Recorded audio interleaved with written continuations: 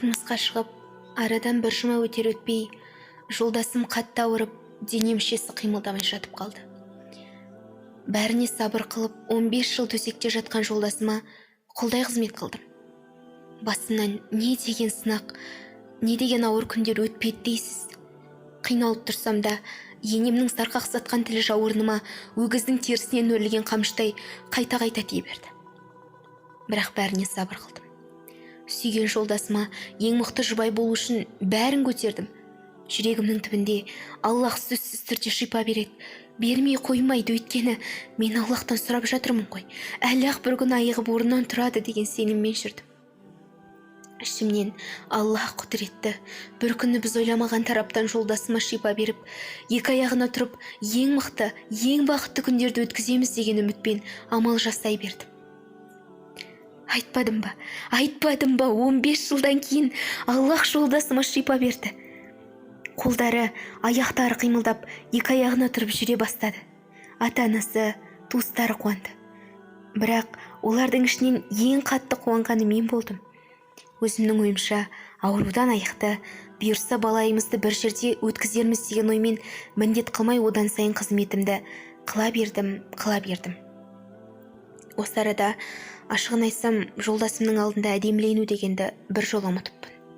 Тіпті өзімнің денсаулығыма да қарамаппын. Жолдасым аяғына тұрып, өзі тамақ жеп, достарымен араласып жүргеніне 2 айдай болыпты. Ол мені өзінің қызметкер секілді көріп қалған. Әрине, шалқасына жатқан күйінде 15 жыл мен оның үлкен дәретінде, кіші дәретінде тасылап, тамағын беріп, киімін жуып қызмет ететінмін. Бір ретте енем мен күйеуім менің демалуыма уақыт бөлген емес еді. Бұл шын. 5 уақыт намазда, намазымды бітіріп зікір айтып жатқанымда ұзағырақ айтып, сол жерде Аллахпен сырласып, жылап алатынмын. Бір күні жолдасым үйден ертемен шыққан күйі кешкі тамаққа бір келді де, бәріміз дастархан басында отырсақ, ата-анасына қарап: "Менде бір жаңалық бар, мен үйленем, мына келіндеріңіз кемпір сияқты қарайып қалды" деді.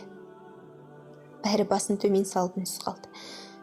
Бұл сөз, сол бір сөз мені 2-ге бөлгенде қатты тиді. Баяғы 15 жыл ауырып жатқан кездегі қылған қызметімді бір тиынға да бағаламады-ау. Осыншалықты жаман сөз айтты. Енді менің орныма өзіңізді қойып көріңізші. Осыншалық қорландым, соншалықты кемсітілдім. Көзімнен жас саулап, не тұрарымды, не отырарымды білмей. Жаным ақырын шығып, өзімді бейне бір өліп бара жатқандай сезіндім. Бір жұмадай уақыт өткен соң, бәрін тастап бір ғана шарт: талағымды қазір бересің деп күйеуіме батырып айттым. Киім-кешек, барлық заттарымды, етімді жұлып жеген енем мен қайын сіңлілеріме қалдырып, осылардың барлығы сіздердікі дедім. Ағама телефон соғып оны шақырдым. Ол көлігімен келді. Мен үйден жылап шығып бара жатырғанымда, туыстарым саусағын күйеуіме кезеп: "Қор боласың сен.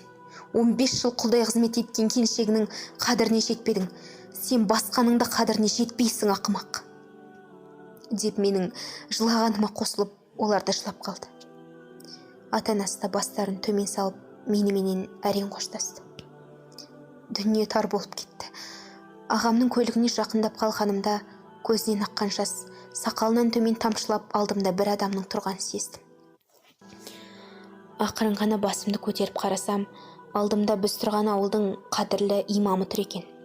Ол: "Айналайын қызым, сабыр ет, сабыр қыл қызым.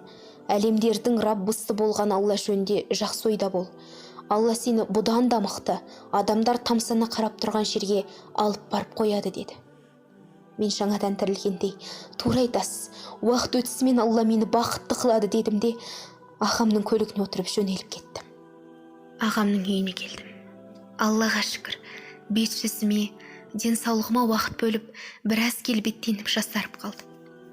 Көп уақыт өтпей, ағам маған бір жұмыс тауып берді. Шынымды айтсам, көп уақыт өтпей десем, сіздерге 1 ай не 2 ай уақыт сезіліп жатса керек. Жоқ, 2 жыл өтті.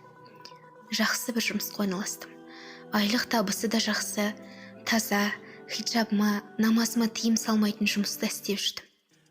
Бір күні жұмыстағы құрбы қызым телефон шалып: "Егер мені ақыреттік досым деп санасаң, онда менің айтқанымды жасайсың" деді. "Сөзіңнің басын ашып айтсаңшы, Жоқ, айтқанымды орындаймын десең ғана айтамын. Жақсы, келістім десем, қазір сенің үйіне бір жігіт барады. Жақсылап ағаң екеуін қарсы алыңдар. Ағаң оны біледі, ағаңның досы сенің қолыңды сұрауға бара жатыр деді. Естіген құлағыма сенбедім. Енді тұрмысқа шығамын ба мен деп ойланып отырсам, есіктің қоңырауы соғылды. Ағам есікті ашты. Үйге ұзын бойлы бір жігіт кірді. Танысып, оның жасы 40-та екенін білген соң, не үшін 40-қа дейін үйленбей жүрдіңіз деген сұрағыма басын төмен салған күйі, маған қарауға ұялып, көзімен бір жерге ұзақ қарап отырып қалды. Көп жерге бардым, көп қыздардың қолын сұрадым, бірақ менің бір ауырымды білгендігі себепті олар маған тұрмысқа шығудан бас тартты. Қандай ауру деп сұрасам, ол мен балалы болмаймын деді. Менде сұраған сұрағым үшін өкініп қалдым да, ағамның жанында үнім шықпай, көпке дейін жерге қарап отырдым. Іштей өзіме бәрібір дүниенің рахат үйлену екен, үйленейін деп шештім. Мейлі, балалы болмасам да, күйеуімді жоғарғы деңгейге дейін құрметтеп, сүйіп өтуге дайынмын дедім. Ол ақырын ғана даусымен, егер келіспеймін десем, саған өтініш, менің балалы болмайтынымды өзің ғана білші. Басқа адамдарға айтпашы, саған өтініш, деді де орнынан тұрып, есіктің тұтқасынан ұстап, енді ғана үйден шыға бергенде, мен сіздің ұсынысыңызды қабыл алдым дедім. Осы сөзімді естігенде, дереу менің алдыма жүгіріп келіп отыра қалды да, алақанымен бетін жауып жылады.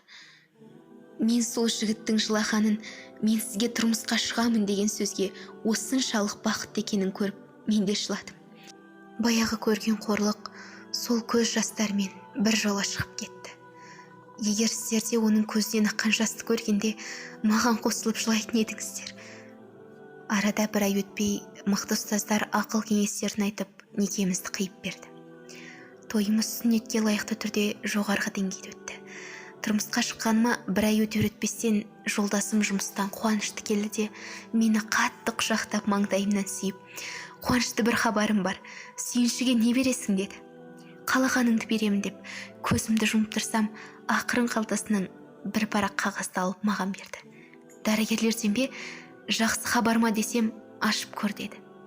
Ашып көрсем, жолдасым екеумізге умра сапарына жолдама алып келіп тұр екен. Қатты қуандым. Қуанғаным соншалық тоқтамай жылап, жас балаша күйеуімнің мойнына асылып алып еркеледім. Сізден Алла разы болсын дегеннен басқа еш нәрсе айта алмадым. Осылайша екеуміз умраға аттанып кеттік. Осындағы рахат, осындағы ғибадат, осындағы сәжде, осындағы көз жас. Тауаф қылып жүргенімде қатты жылағаным соншалық, ең көп жылап жатқан менмін деп ойладым. Бір күні жолдасыма қарасам, ол да көз жасымен көкірегін сулап қойыпты. Не үшін жылап жатырсыз деп едім, басын төмен салып тұрып қалды. Не үшін жылап жатырсыз деп қайта сұрасам, ақырын ғана әрең даусы шыға сыбырлап, саған өтініш, сенің дұғаң маған қарағанда тезірек қабыл болады. Осы жерге Алладан перзент сұрамаймыз ба деп ұялғансып қойды. Шыдамастан айғайлап жыладым. Шындап, Қағбаның есігінің алдына келіп, «Я Робби, сен перзент бересің. Ең бақытсыз отбасыдан, ең бақытты отбасыны қосқаннан кейін перзентті де бересің. Сен берушісің» деп жылай бердім. Умрамыз бітті. Үйге қайттық.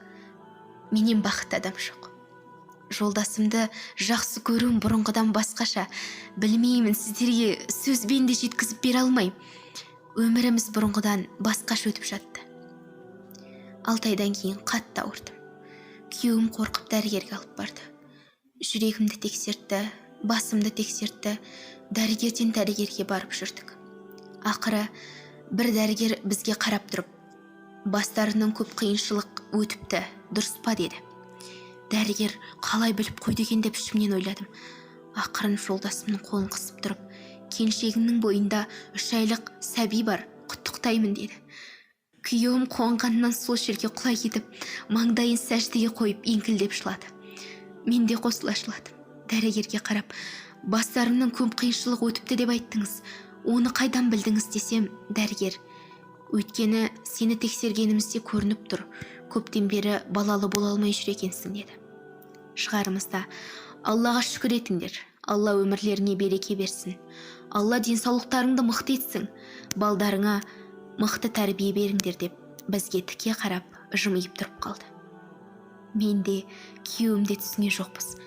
Балаларыңа қайталады. Дәрігер ақырын келді де қолын жолдасымның иығына қойып, қазір жасаған сәждең Аллаға шүкіршілік үшін ғой, дұрыс па, күйеуім? Иә, Аллаға шүкіршілік. Өйткені менде балалы болуға мүмкіндік жоқ болды, деді. Дәрігер, егер мен саған бір сөз айтсам, қысқа етіп жасап қойған сәждең үшін Алладан ұяласың, деді. Түсінбедім.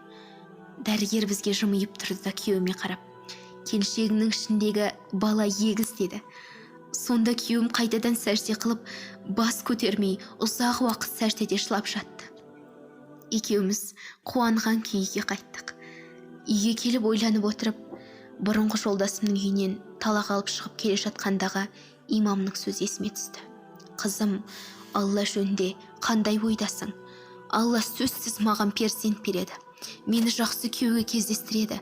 Мені мықты отбасына қосады деген ойда болсаң, онда сен сөзсіз түрде жеңіске жетесің. Міне, осы сөзі есіме түсті.